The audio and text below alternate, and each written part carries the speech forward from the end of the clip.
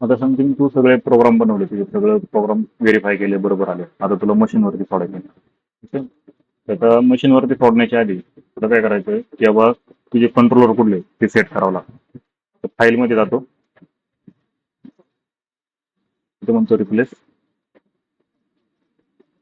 आणि इथे कंट्रोलर येतो. कुठल्या कंट्रोलर येतो समथिंग फानुक येतो. तिथे फानुक मिळेल. फानुक ॲक्सेस ओपन.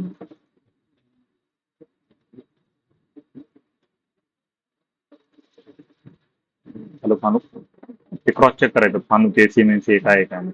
नंतर तुला एक एक प्रोग्राम पाहिजे असेल तर एक प्रोग्राम सिलेक्ट कर. त्याला म्हणजे जीवन मध्ये काय करतं, मशीन लँग्वेज मध्ये कंट्रोल करतं. आणि पुढल्या कंट्रोलर मध्ये करणार ते फानुक सिलेक्ट केलं.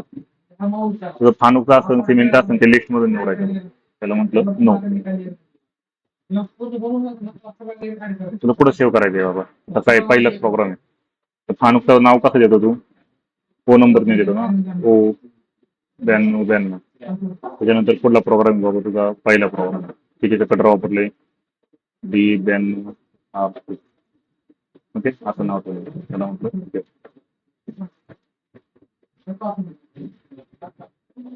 इथे तुझा प्रोग्राम आहे आलं का, ओ 92 तिथं नाव येतं पहिल्यांदा. त्याला तुला फक्त बाहेर काढायचं आहे. बाकीचा सगळा प्रोग्राम ॲज इट इज तुझ्या ह्यानुसार याच्यात ब्ल्यू लाईन आहे का, त्या ब्ल्यू लाईन नुसार तुझा सगळा प्रोग्राम कटरचं सेंटर पण लाईन आहे. एच व्हॅल्यू 43 म्हणजे काय म्हणतो तुझं व्हॅल्यूनुसार येईल. IJK मध्ये आवडतं. ओके, एंड मध्ये गेलो. 150 EM5 उचललं, वायला 0 झाला.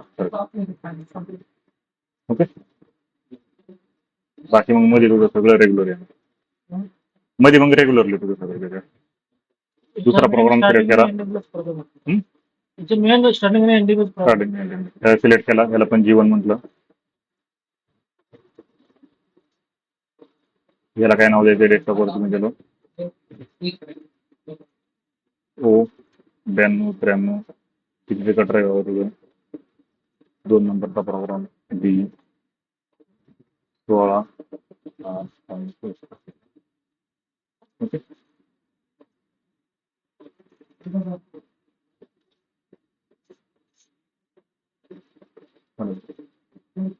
6 बुल नव्हते ना 16.8 6 बुल नव्हते. एडिट करू द्यायला लागेल, तर बाहेर काढायचं कारण 1 नंबर पासून चालू होता ना आपला. काय आलं आता या प्रोग्रामचं काय करायचं, समथिंग या डेस्कटॉपवरती मी सेव्ह केलं. ओके, हे प्रोग्राम काय करायचं, मशीनवर घ्यायचं. कसं घ्यायचं मेमरी कार्ड मध्ये कसं टाकून घ्यायचं. आता मेमरी कार्ड लावलं तुझं पेन ड्राईव्ह सारखं येतं मेमरी कार्ड दिसतं. याचं मेमरी कार्ड दिसतं, त्याच्यात जाऊन पेस्ट करायचं होतं. ओके, आणि ते मशीनवरती तिथं कॉपी पेस्ट करून मशीनवरती चालवायचं. ओके, चला ह्या लक्षात. आता याची एक शीट असते आपली. शीट म्हणजे काय की बाबा तू कुठला प्रोग्राम कधी सोडायचा काय ते याला सिलेक्ट कर. इथे जा मशीन मध्ये, इथे म्हणून क्रिएट. इथे निवडायचे तुझे शीट. शीट म्हणजे काय की बाबा कुठल्या लिस्ट मधलं पाहिजे.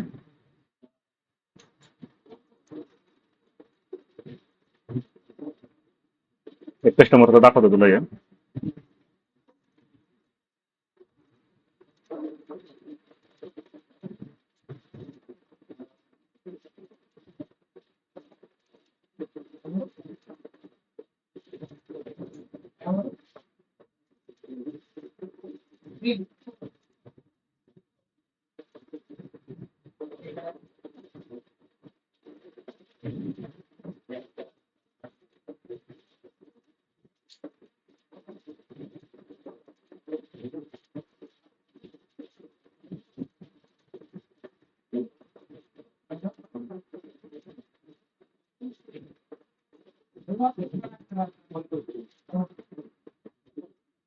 क्रिएट मध्ये गेला.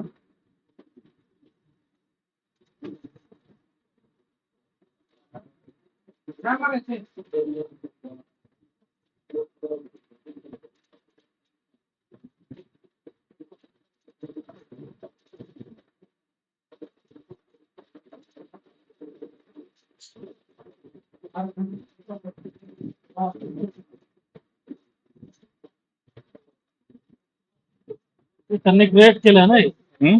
क्रिएट केलं ना त्याने शीट. हा शीट क्रिएट केली म्हणजे या शीट नुसार तुला प्रोग्राम फक्त सोडायचा. एवढं ओपन ठेवलं, फक्त ते एवढं हा तेवढं ऑटोमॅटिक तो फोटो देऊन फोटो टाकतो. आले.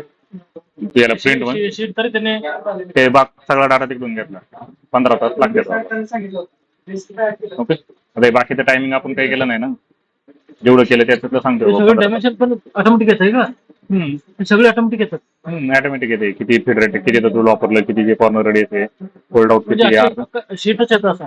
म्हणजे ऑपरेटरला कळून येतं ना की कुठला प्रोग्राम सोडायचा आहे त्याला डेप्थ ऑफ कट किती दिलेली आहे काय आहे काय म्हणजे ओके हे येतं सगळं चला या लक्षात त्याच्याप्रमाणे तू इथून करू आता काय कर प्रोग्राम बनवायचे आणि तुला मग ते प्रोग्राम इथं आउटपुट पडून दाखवतो तुला. आणि ते सगळे एकत्र करायचे असेल तर आता सगळं हे झालं एटीसी विदाउट एटीसी एकत्र करायचं सगळे सिलेक्ट कर आणि जीवन फक्त तुझं नाही का टूल नंबर प्रॉपरली पाहिजे त्याच्यामध्ये म्हणजे जे एटीसी ला आहे तेच टूल नंबर येतं पाहिजे. तू एक ओके म्हटला तुझा काय होणार एकच प्रोग्राम येणार.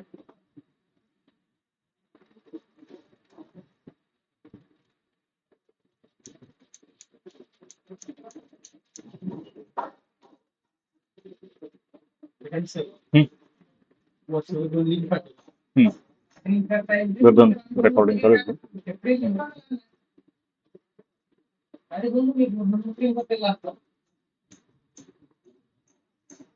हा T5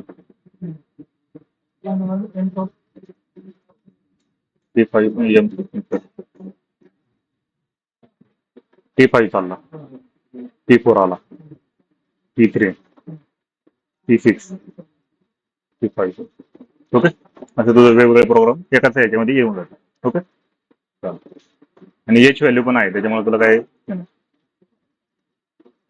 चालेल याची प्रॅक्टिस करून बघ आणि झालं मला हां